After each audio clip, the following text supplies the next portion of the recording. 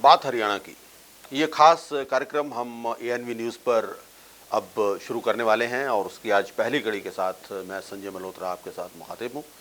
इसमें हम हरियाणा के साथ जुड़े जो भी मुद्दे रहा करेंगे वो आप तक पहुँचाने की कोशिश करेंगे कि ज़्यादा से ज़्यादा जानकारी उन मुद्दों को लेकर हम आप तक पहुँचा सकें, ताकि उन मुद्दों के बारे में आप के जो विचार हैं, जो आपका पर्सपेक्टिव है, वो और ज़्यादा जो है वो बड़ा हो सके, काफ़ी उसमें इजाफा हो सके। तो आज हम जो मुद्दा लेकर आए हैं आपके लिए वो है हरियाणा विधानसभा का मुद्दा। जैसा कि आप जानते हैं कि करीब 55 साल तक एक ही विधानसभा परिसर से पंजाब और हरियाणा के विधायक अपना कामकाज अब तक चला रहे थे, लेकिन अब हरियाणा के लिए नई विधानसभा का रास्ता जो है वो साफ हो गया है। चंडीगढ़ प्रशासन हरियाणा को अलग विधानसभा की इमारत बनाने के लिए ज़मीन देने को राजी हो गया है। कुछ औपचारिकताओं के बाद हरियाणा सरकार को ज़मीन मुहैया करवा दी जाएगी। वैसे तो हरियाणा काफ़ी समय से अलग हाई कोर्ट की मांग भी कर रहा है, लेकिन असेंबली बिल्डिंग की मांग शायद इसलिए पहले मान ली गई है क्योंकि ये काफ़ी हद तक एक जायज़ मांग है। और विधानसभा की इमारत वैसे तो चंडीगढ़ की सबसे आकर्षक और ऐतिहासिक इमारतों में से एक है। ये उस ऐतिहासिक कैपिटल कॉम्प्लेक्स का हिस्सा है जिसकी डिज़ाइनिंग खुद चंडीगढ़ के जो आर्किटेक्ट थे ली कॉर्बूजिए उन्होंने की थी।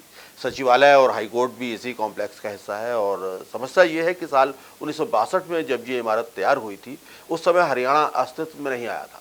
पंजाब विधानसभा में उस समय कुल 121 विधायक चुनकर आया करते थे। इस इमारत में 2 सभा कक्ष बनाए गए थे। इनमें से एक विधानसभा के सदस्यों के लिए था और दूसरा विधान परिषद के सदस्यों के लिए था। लेकिन 1966 नवंबर के महीने में दक्षिणी पंजाब के हिंदी भाषी क्षेत्रों को पंजाब से अलग कर दिया गया और नया प्रदेश हरियाणा वजूद में आया। चंडीगढ़ दोनों प्रांतों की राजधानी बनी रही। बाकी इमारतों की तरह विधानसभा परिसर भी दोनों सरकारों के बीच शेयर होने लगे। 60 और 40% के फार्मूले के आधार पर विधानसभा परिसर भी दोनों सरकारों के बीच में बांट दिया गया। पंजाब विधानसभा परिषद इस दौरान बंद हो गई और सभा कक्ष जो है वो हरियाणा के लिए विधानसभा का कक्ष बन गया।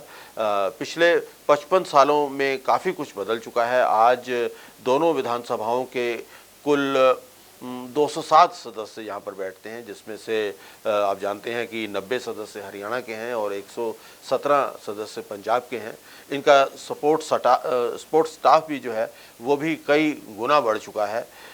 और अब साल 2026 में परिसीमन के बाद हरियाणा विधानसभा के सदस्यों की संख्या 126 हो जाने का अनुमान भी लगाया जा रहा है। इसी प्रकार पंजाब के विधायकों की संख्या भी बढ़ेगी।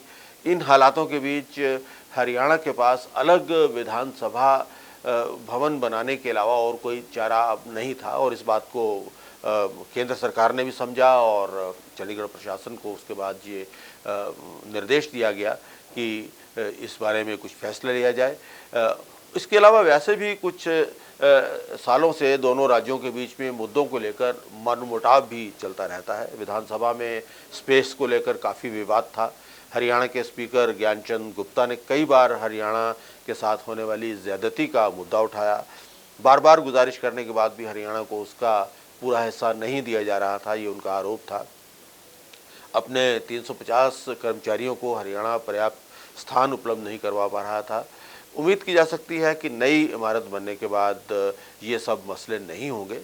हालांकि पंजाब और हरियाणा के बीच मसलों की कोई कमी नहीं है और बहुत सारे मसले अभी भी दोनों राज्यों के बीच में हैं और जिन पर टकराव लगातार बना रहता है। SYL का मुद्दा आप जानते ही हैं, सबसे बड़ा मुद्दा है।